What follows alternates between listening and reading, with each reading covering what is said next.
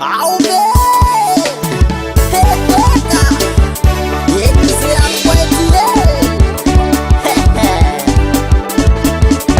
Fini zauni yaridisani, fini zauni yaridisani. Ni teta no simuva faza marari, ni teta no simuva faza marari. Isana dona umi pozilava, isana dona umi pozilava. Simya salu antuko tanu fapili zirabau, simya salu antuko tanu fapili zirabau. Sefula keli yeso tanu tajabana ulamot, sefula keli yeso tanu tajabana ulamoti.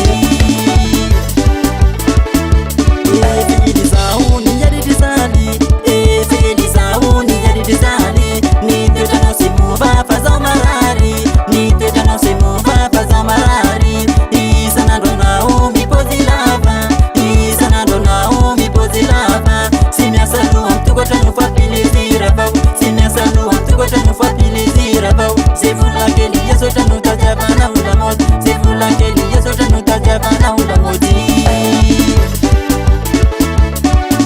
Aleu sika samindita, aleu sambita dinase. Asa obongi tuka tamusika, simisera azari sande.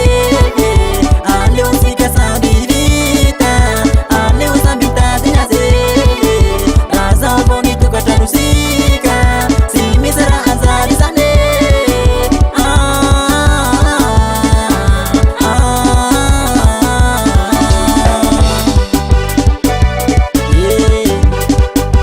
Hablemos a la naborzane Smeti Suena mana tukatano simila mi pozi pozi, suena mana tukatano simila mi pozi pozi. Masina peta nyani ni fana randa mudi, masina peta nyani ni fana randa mudi. Sena umana ngi tukatano mana rakala mudi, sena umana ngi tukatano mana rakala mudi. Suena mana tukatano simila mi pozi pozi.